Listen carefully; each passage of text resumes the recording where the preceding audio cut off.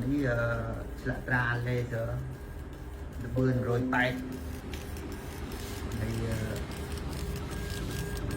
ស្លាកជឿស្វិត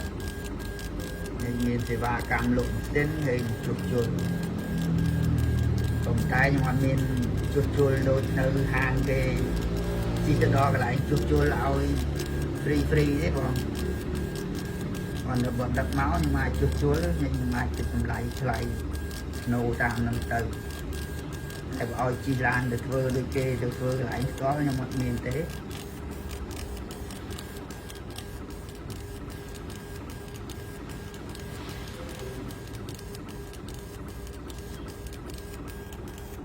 ហើយមិនសិនកំងពីរោងចាក់ផ្ទាល់